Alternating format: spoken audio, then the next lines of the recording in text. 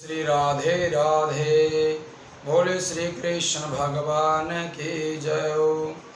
आदौ देवकी देव गर्भजननम गोपी गृहवर्धनम माया पूतन जीवितापहरणम गोवर्धनोदाहरणम कंस छेदन कौरवादिहननम कुंती सुता पालनम एता श्रीमद्भागवत पुराण कथितम श्री कृष्ण लीलामृतम। सभी भक्तों के लिए हम भगवान से प्रार्थना करते हैं, सभी भक्तों के घरों में सुख शांति हो और सभी प्रेम से रहें। अब हम आपको श्रीमद्भागवत कथा सुनाते हैं, आप ध्यान से सुने और बार बार सुने, अपने पितरों को प्रसन्न करते रहें। सूत जी बोले कि हे शौनक आदि ऋषियों, अपने पूर्व जन्म का वृत्तांत सुनाने के बाद नारद जी ने कहा कि हे व्यास जी, ब्रह्मा जी ने श्री नारायण जी से 4 श्लोकों को सुना था, उन्हीं 4 श्लोकों को उन्होंने मुझे भी सुनाया था। अब मैं उन श्लोकों को आपको बताता हूँ, आप उनका विस्तार पूर्वक वर्णन कीजिए। श्री परम परमेश्वर की महिमा का ज्ञान मनुष्य शरीर पाकर ही प्राप्त होता है।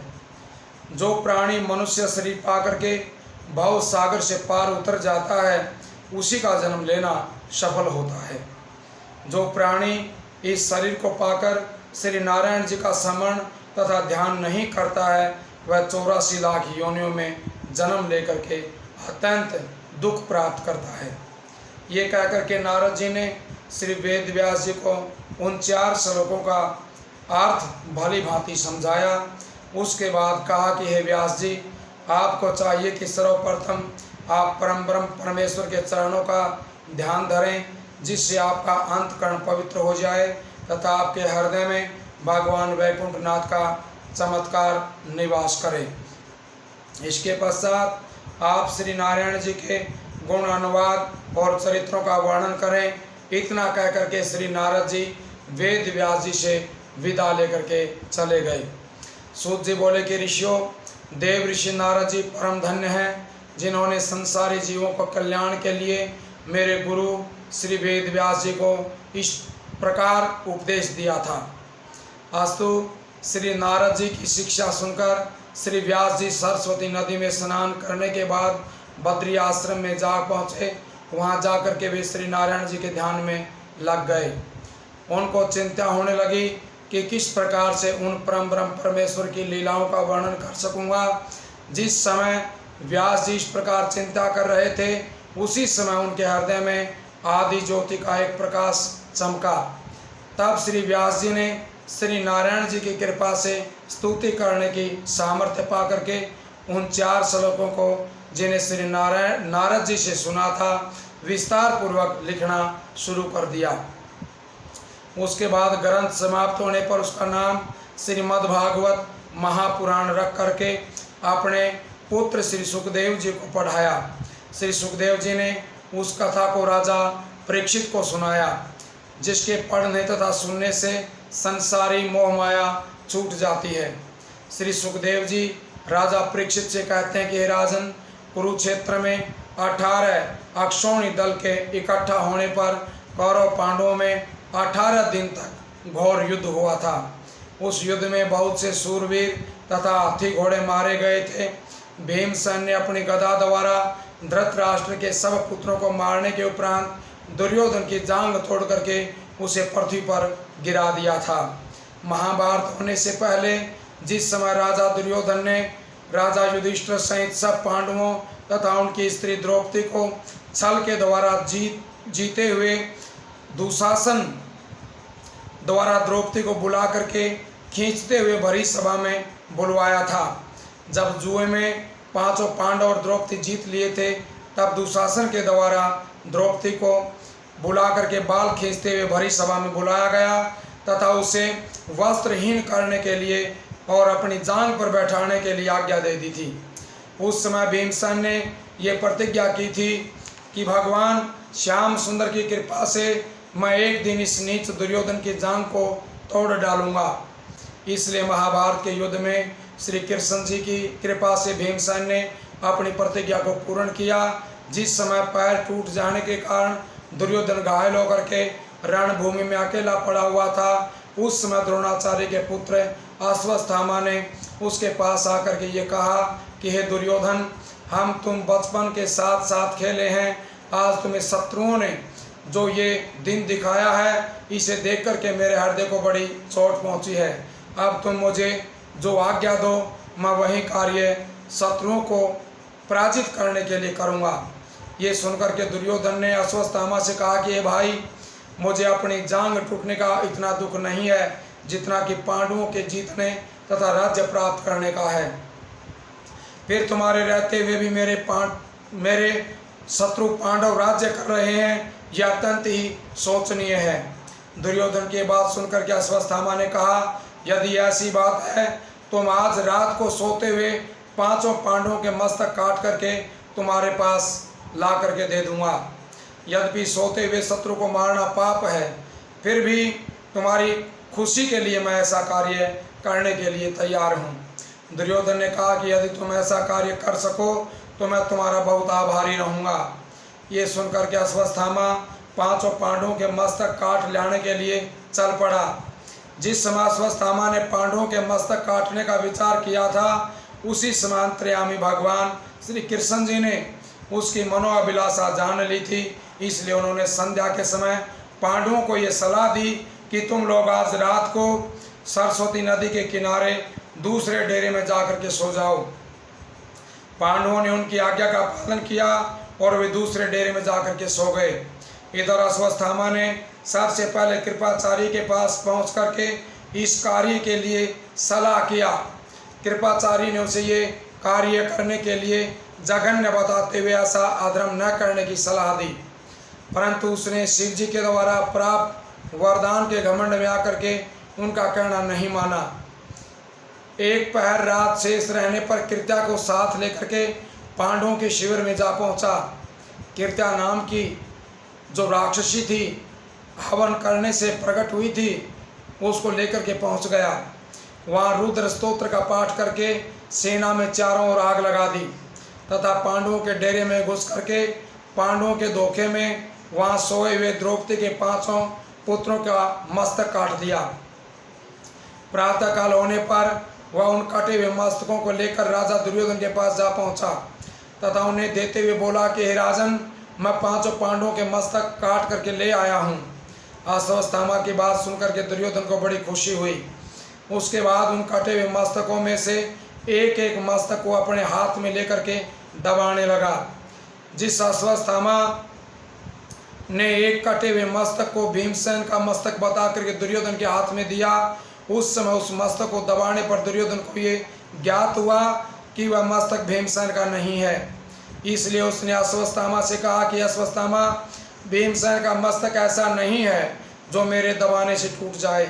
इसलिए मुझे प्रतीत होता है कि तुम पांडवों के धोखे में पांडवों के समान आकृति वाले द्रौपदी के 5 पुत्रों के मस्तक काट लाया है।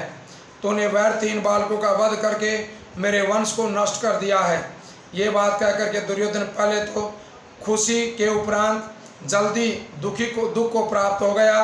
दुर्योधन की जन्म पत्री में ऐसे ग्रह थे कि जिस समय वह खुश होकर के दुख को प्राप्त होगा तभी उसकी मृत्यु हो जाएगी।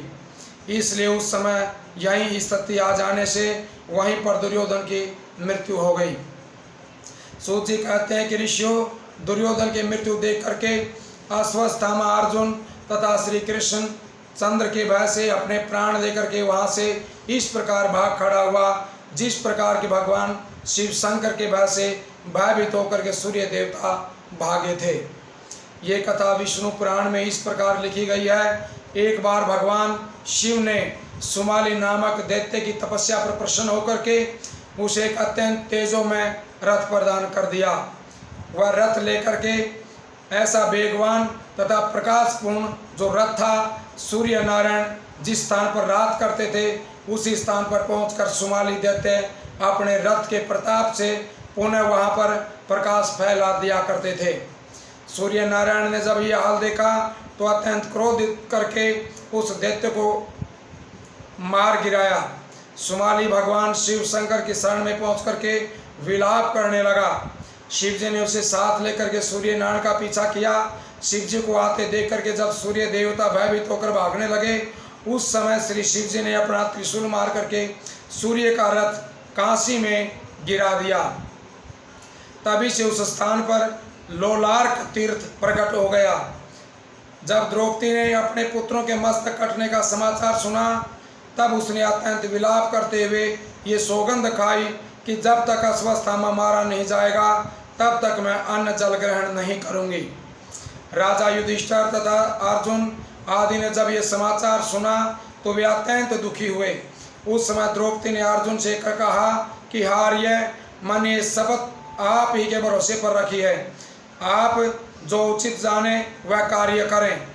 द्रौपदी की बात सुनकर के अर्जुन ने उत्तर दिया कि द्रौपदी, तुम धैर्य धारण करो, मैं अश्वत्थामा का मस्तक काट करके अभी तुम्हारे पास लेकर के आता हूँ, तुम उसके मस्तक पर खड़ी होकर के स्नान करना।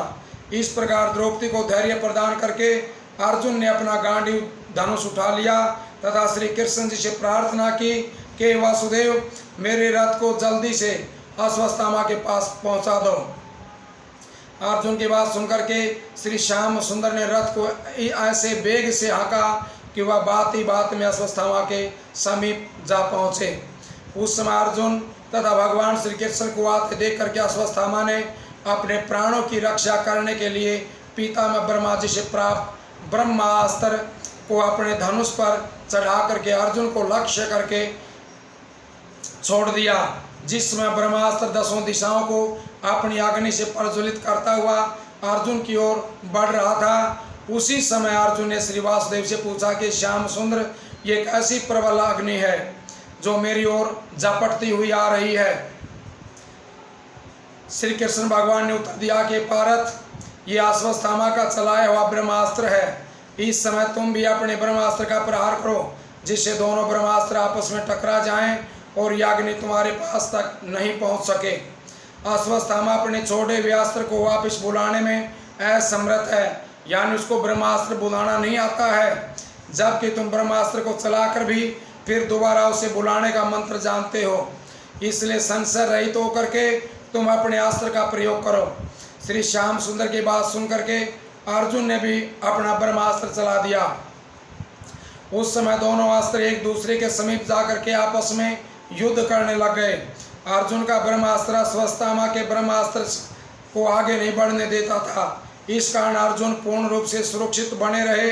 कुछ देर के बाद जब अस्त्र युद्ध होता रहा, उस समय श्री श्याम सुंदर ने अर्जुन को पुकार के कहा कि हे अर्जुन, इस प्रकार ये युद्ध ठीक नहीं है, तुम जल्दी से मंत्र पढ़ करके दोनों अस्त्रों को अपने पास बुला लो, अन्यथा इनकी अग्नि से सारा संसार भस्म हो जाएगा।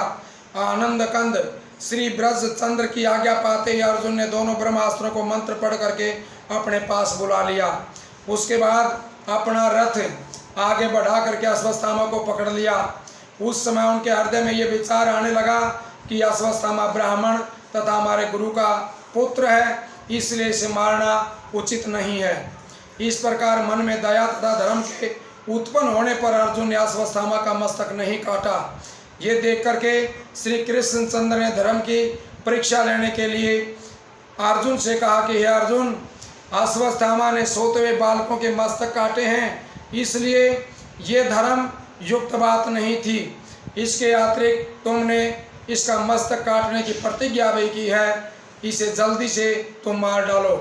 सूत जी बोले कि महाराज, भगवान श्री कृष्ण जी के वचन सुनकर के अर्जुन ने कहा कि महाराज, आपका कहना बिल्कुल ठीक है, परंतु ब्राह्मण को मारना अधर्म बताया गया है, इसलिए मैं इसका वध नहीं करूँगा, इसे द्रौपदी के पास ले चलता हूँ, वहाँ पर वह जैसा कहेगी वैसा ही किया जाएगा। अर्जुन की इस बात को श्री कृष्णचंद्र ने स्वीकार कर लिया। तदुपरांत अर्जुन अश्वत्थामा के हाथ पैर बांध करके उसे द्रौपदी के पास ले गया। और भगत द्रौपदी ने जब अश्वत्थामा की दशा देखी तो वह दयार्द होकर के विलाप करने लगी।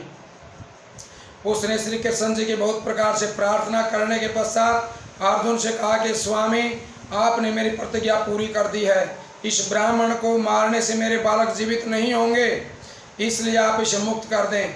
यह अपने कर्मों का दंड ईश्वर से प्राप्त कर लेगा। जिस प्रकार मैं अपने पुत्रों के लिए शोक कर रही हूँ, उसी प्रकार इसके मरने पर उसकी माता कृपी भी अपने पुत्र की मृत्यु के कारण अत्यंत दुख प्राप्त करेगी।